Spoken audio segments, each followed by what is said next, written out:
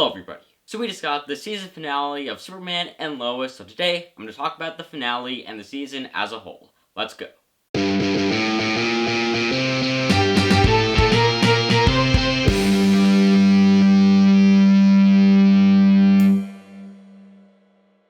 So I think that this finale may have been the best season finale of any Arrowverse show I've seen yet. I've only seen Arrow and the first 5 seasons of Flash, and so just basing it off of those, that amount of the Arrowverse I've seen, I think this was the best finale yet. I think the pacing was good, the emotions were good, the family element was good, the action was good. There's been some stuff on The Flash that, they've done like CGI for Barry running and jumping and to punch something, and it just, most of the time the CGI doesn't look all that good, so there's some just weird things that it's just, it's the limitations of it being a TV show, having a budget, and so, having that budget where you can't do the big crazy stuff that you could do in a movie, and so there's a lot of stuff on The Flash that, it doesn't really look that good, but here, on this show, on this finale, I think all the superhero effects looked amazing. I think they tried to limit the CGI they had to do and do a lot of it, practically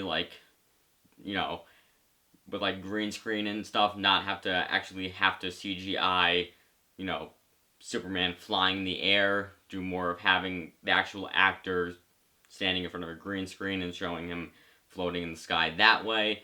So, I think that because of that, a lot of the effects here look a lot better, and I'm also pretty sure that the CW has a deal with HBO Max, or HBO, and so they're able to, use their resources and have a bigger budget for it, so you can definitely see it in this finale and in the entire show.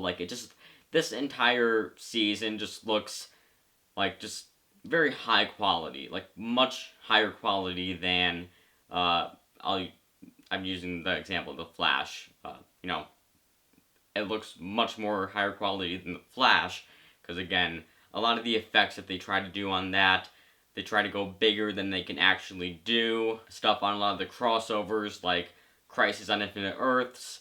There's a lot of stuff that they were trying to do in Crisis, but it wasn't really, if they didn't have the budget to do stuff, they didn't have the resources to do that, to make it, that big, and so, they tried to go bigger than they could actually pull off, and I think that's why, a lot of the crossovers, specifically Crisis on Infinite Earths, kind of fell a bit flatter than I think people were anticipating. So I think that, in previous Arrowverse stuff, you see a lot of that happening.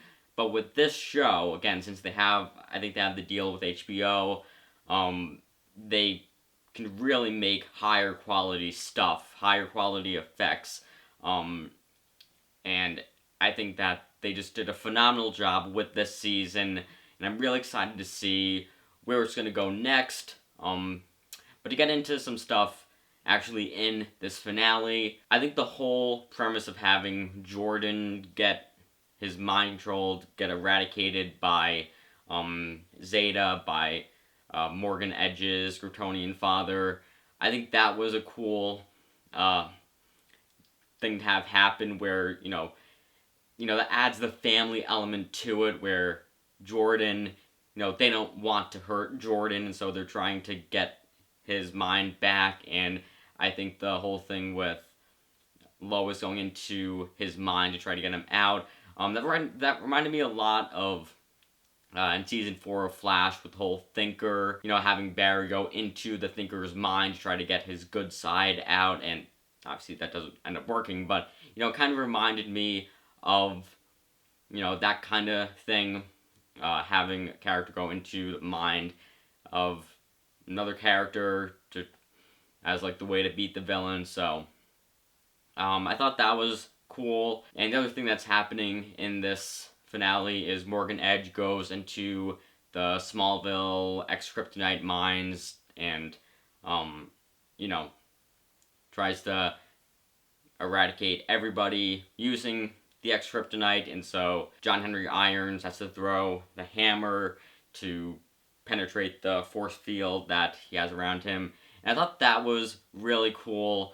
I like that they specifically gave John Henry Irons something to do here, and it wasn't just like, oh yeah, he's here fighting also. It's like, no, he had something specific to do here. I liked that. One problem I will say with the going back to the Jordan being mind control thing is it made it so Jordan wasn't really in the battle, and I would have liked if they gave Jordan an actual like thing to do in the battle. You know, like yeah, we get the, it's cool to see he's able to gain his consciousness back, gain control of his body again, but it just feels like I wish that they had him have this hero moment where he saved somebody, where he used his powers, um, to save Sarah or something.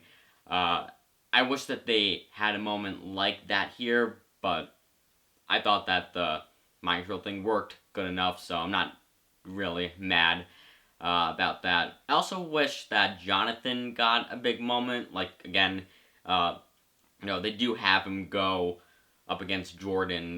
He plays a bit of a part in getting Jordan to gain control of his body again, but I wish that they gave him like something really cool to do. I feel like they're kind of setting him up to become Steel, to kind of like take over for John Henry Irons and become the next Steel, and so um, I wish that they gave him a moment like that, like to have him use the hammer to do something, or he gets his own gadgets. Like, I wish they just gave him something cool to do, but I guess that'll happen next season, which I'm fine with. I just wish that they gave him something to do here, but again, the way it worked out was good enough. And so, eventually they're able to get Jordan back, stop Morgan Edge, and then we go into the epilogue where we have this barbecue that the Cushing family is throwing, which they actually have a nice plot line here where they, we get some hero moments. Kyle gets to be a hero. We really get to see their devotion to the town, where they're, telling people that they need to evacuate, that Morgan Edge is taking over the town, and they don't care that they're probably not going to listen to them. They are trying to help the town, even though the town has turned on them. I really like that. I think that throughout this season, they've had a nice story throughout it. Getting closer as a family. Kyle having a nice character arc where he starts out kind of being a jerk, kind of, being all for Morgan Edge and not really being that great of, a husband, a father, all that stuff. And so he gets a nice arc throughout this season where, he grows closer to his family. He becomes a better person. And so I like that they have that character arc. I've mentioned this before, but yeah, I do really like his character arc. And also, often when I'm mentioning his character arc, I also talk about General Lane's character arc, where he kind of has a similar arc where he starts out not really being a great father, grandfather, father-in-law, kind of focusing more on his job than his family, telling Lois and Clark to, to lie to Jonathan and Jordan, not tell them that Clark is Superman, and eventually they decide to reveal it anyway. But you see, he's more focused on doing his job, protecting the country, than he is about doing what's right for his family.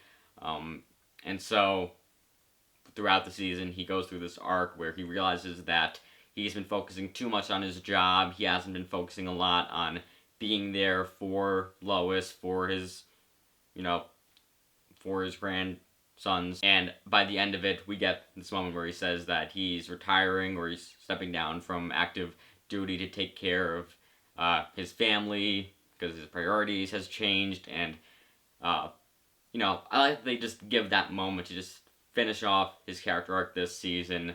I think he's had a great arc. Again, Kyle has had a great character arc this season. And so I think that this epilogue was really good, wrapping up a lot of the plot lines well. We get the moment with Jordan and Sarah. They got together in episode 11, and we've been following their relationship ever since for these last couple of episodes, and I really like their relationship. I'm happy that they finally got together. I think it's cool seeing Jordan finally get the girl, and I think I really enjoy their relationship. So we get a little moment with them. We get a moment where Lois tells the newspaper lady with the Gazette that she wants to buy the Gazette and be your partner with the newspaper and make it this thing where it really focusing on telling the truth. And so I thought that was good. And we get this moment between John Henry Irons and Lois where he tells her that he has to leave because every time he looks at her, he sees his wife, and it's hard for him because, she's with Clark, she's with Superman, and so it's weird, weird multiverse situation where it's like, it would be weird to see your wife, your spouse from another Earth with somebody else. That would be really weird to have that be something that continues to be in your life. And so he's like, yeah, it's kind of weird, so I think I don't really want to hang around here anymore. We did the mission. I think I'm going to leave.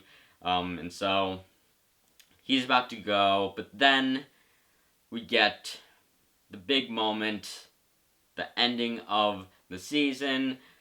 As a lot of our verse seasons, this has a big moment where, usually our verse finales have the story going on, finishing off the story, going into epilogue, then a big moment right before the season ends to lead into next season, set up what's going to happen next. And so the big moment here, a vessel crash lands in the Kent farm. It opens up, and John Henry Irons' daughter, Natalie, comes out of it, and that's where the season ends. She looks at Lois, she says, "Mom," and season ends there. So that's where it's going next. Natalie's going to be a main part of next season. We're going to get some interesting stuff with probably her relationship with Lois, seeing her dead mother from another Earth, from another universe. That's going to have some weird, interesting stories that can come from that. So I'm really excited to see where that is going to go next. Especially, obviously on Natalie's side, it's going to be weird seeing her dead mother. But for Lois's side, since we found out about, the miscarriage earlier, how, Natalie is basically the daughter that she lost. And so we're going to get probably some interesting stuff with that. And yeah, I'm really excited to see where things are going to go next. I'm really enjoying this show. I think that this show has really done a good job at reinterpreting Superman, but in a way that is, really works. Like, I enjoy the Henry Cavill, DCEU, Snyder, Superman, but I have to admit, like, it is weird because they try to do this whole moral issue thing where it's like what's the actual moral implications of a, an alien from another planet coming to Earth who has all these powers? Like, what's the actual real world response to that? And that is interesting, but it also doesn't really fit Superman that well. Having just this question of morality, having Superman say in Batman vs Superman, like, oh, nobody ever stays good. Like, again, that is interesting, but it doesn't really fit Superman. And but the other problem is that you can't really do Christopher Reeves Superman from the 70s and 80s where he's like, oh, I'm gonna save the day and save Lois and like, yeah, that's too campy. That's, it doesn't work with today. That worked in the 70s, the 80s. That worked having him, fly around the earth to, rewind time. That kind of, stuff that is really campy, that's like, I'm gonna save the day, I'm Superman. Like, that worked then, but now that doesn't really work so much. But at the same time, again, with the Snyder stuff, having it be too dark, too morally gray, that doesn't work either. And so I think this show is done, as a lot of people have said, as I have also said in previous videos, it does a good job at making a Superman story that has conflict, that is brought to modern day, but still holds the same values that it used to. Because the conflict here is more on the side of the Clark Kent side, the human side of Superman, rather than the alien Kryptonian side of, oh, what's the world's reaction to this guy who can, has all this power? Like, what's the world's response? What's the moral implications of that? Like, again, that's interesting, but it doesn't fit Superman, the values of Superman. And I think this does a good job at, creating a story that has some conflict to it, but doesn't jeopardize what makes Superman Superman. It makes the conflict about family, about friendship, about this town of Smallville, and all of the problems that happens there, and not, again, about the morally gray implications of Superman and, oh, nobody ever stays good. This works a lot better. This is a good modern day Superman that doesn't jeopardize what makes Superman great. That's why I think this show has really been amazing. I've thoroughly enjoyed it, and it's been something that I really it wasn't on my radar at all. Like, I did not even know this show was happening until I saw Sean Chandler did a review of the first episode, and so I was like, alright, I'll check it out. And I immediately fell in love with it, and I've been watching every week. It's been something that I'm really excited to watch on Wednesday mornings, because that's when it goes on to the CW. I watch it every Wednesday morning, unless it's when it's taking a break, which, that was annoying that it took so many breaks. Like, I just wanted it to go, just continue. I didn't want to, it was just this weird start-stop thing where it's like, it's doing 5 episodes, then it stops, and it does like 3, then it stops again, and it does 2, and then stops again, and it's really, that was annoying for, as a viewer to have all that start and stopping, but, hopefully next season will not have all of that, because hopefully it won't have all of this COVID problems, so,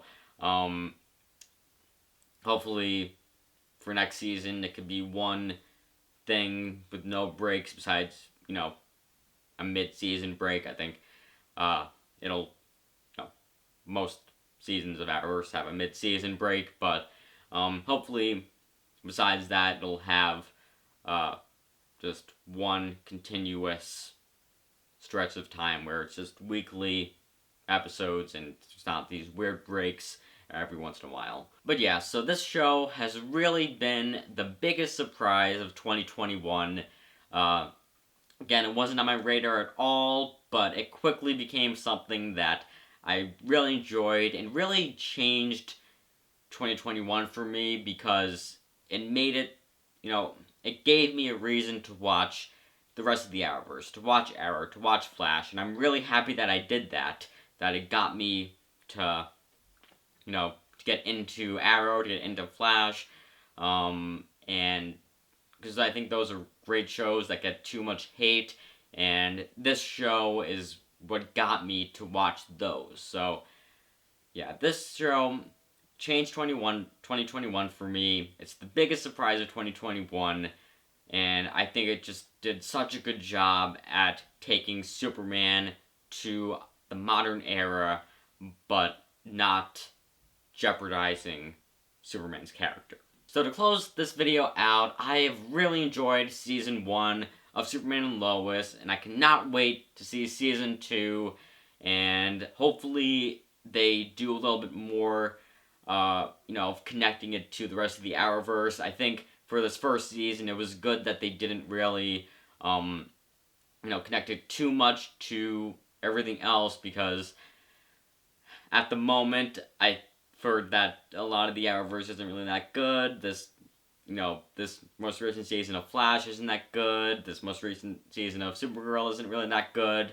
And so, I think it's good that they kind of separated it from the Arrowverse, besides having Diggle show up in that one episode. I think that it was a smart idea to have this kind of stay separate from the Arrowverse.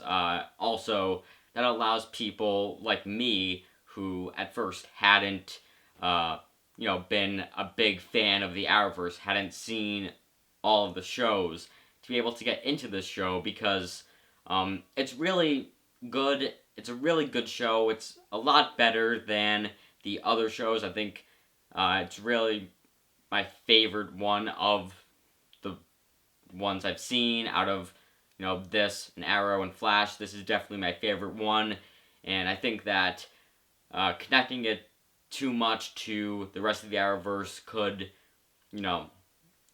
kind of drag it down to, a level where it's like, it's not as accessible to people who didn't... There's a fly.